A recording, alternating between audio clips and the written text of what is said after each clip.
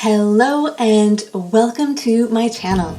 I am Amy Carr Hilton and I know firsthand the hardships of figuring out how to recover from chronic pain and other chronic symptoms on our own. So I'm inviting you here to explore our pain mastery together because it is you who has the greatest power to influence your own pain healing. And I really want to share this experience with you. Hi there, Amy here. I just want to give you a little run through of what you get when you enroll in Empowered Pain Mastery. So in the program, we have 12 modules. They're laid out to be weekly, but you can take more time with it if you like. In each weekly module, we have a different goal that we're trying to achieve. So every week, we're building and building and building on our nervous system capacity, on our brain neural pathway rewiring. We're creating neural pathways of safety, and we're making neural pathways that have led to pain in the past go dormant. Now in week 1, we are working on trust. We are trusting our body to do what it needs to do. We're trusting our protective pain system. We're learning about pain and how our pain system works as a protective system, as a way of keeping us safe. And we are learning how to take it from its current malfunctioning state and turn it around so that it functions how it's meant to. So pain is actually a beautiful thing. It's just not supposed to be chronic, right? In week 2, we are finding balance. So we're looking at the danger and safety that we feel in our lives, and we're working on creating a greater balance of safety in our life than we have of danger. In week 3, we're becoming a master of protection. We're learning about the rest of our protective systems. So pain is only one protective system, and this is why when people have chronic pain, often they also have other chronic symptoms as well, because we have multiple systems that work to keep us safe as we go out through our life.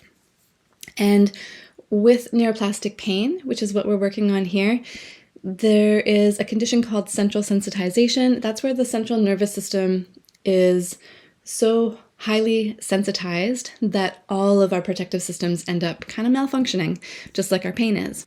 So we learn about that in order to get more in tune with the subtler symptoms that might come up before we get pain, so that we don't get into this chronic pain state again as we move forward in life.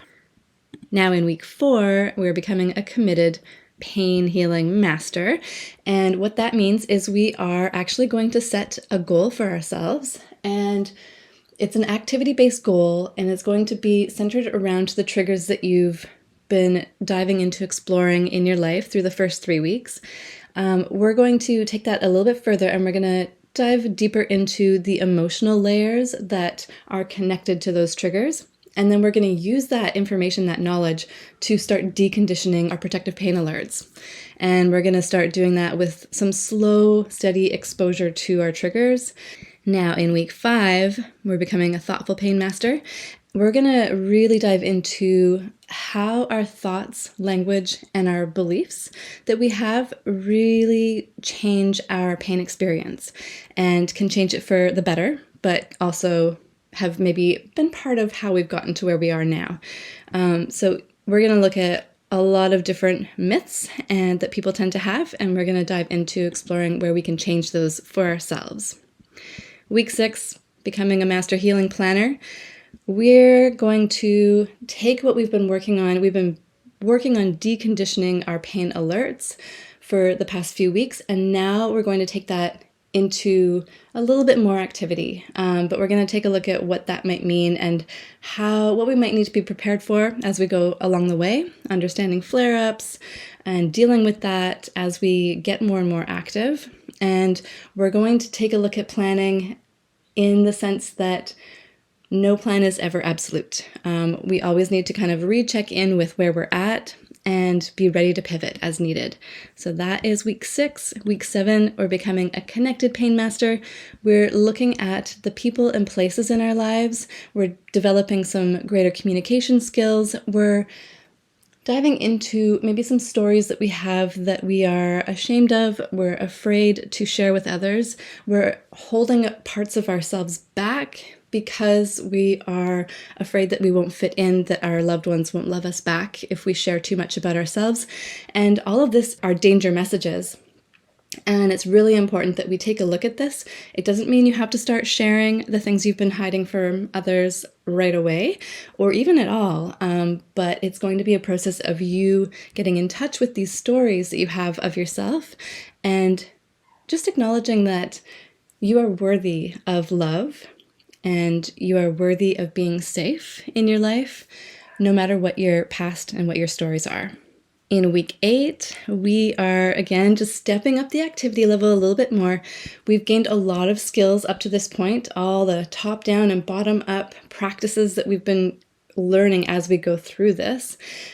So we're going to be now just exploring a little bit more how we can decide for ourselves, choose for ourselves as we start to increase the load on our nervous system and in our body in our life, so that we can start to actually take on more and be able to meet that with some inner resources that we've been developing. In week 9, becoming an engaged healing master. Not like someone's going to propose to you and you're getting engaged. I mean engaged as in really tapping into your senses and your memories and acknowledging where these things are really affecting your current pain experience and your context that you feel pain in.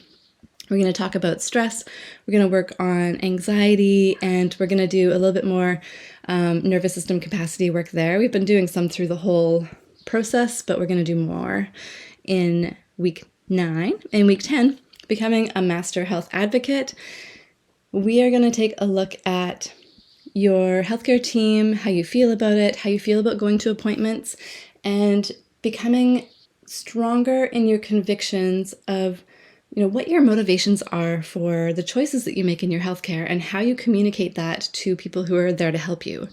So becoming an advocate does not mean that you are stubbornly just sticking to what you already believe. We're actually going to dive into our beliefs even further and see if there's areas that we can shift a little bit and accept help when we need it from a biomedical perspective. And also acknowledge that sometimes we don't want a biomedical help and learn how to communicate that and get those answers that you need from your healthcare team. Now in week 11, habit stacking master. We've been working on building habits through the whole program, but in week 11, I'm going to talk you through how I've been getting you to build up on those habits, to stack those habits so that you can recreate this process as you go forward into your life. But you'll have been working on that already without even realizing it, and that's where I'll show you how you can recreate it in your life. Week 12, we are just celebrating our empowered pain mastery, and part of that celebration is at the end, I am going to send you a prize. I am going to send you a prize if you've participated in all of your process. So that means getting engaged with the practices. That means favoriting some of the practices so that you have a list of your favorites to go back to. You have these practices that you can get to in a moment when you need them. It means that you've done all the journaling, all of the deeper internal work as you go through this. And it also means that you have done your group shares. And what that is, every week you will be sharing with your community, with others in Empowered Pain Mastery.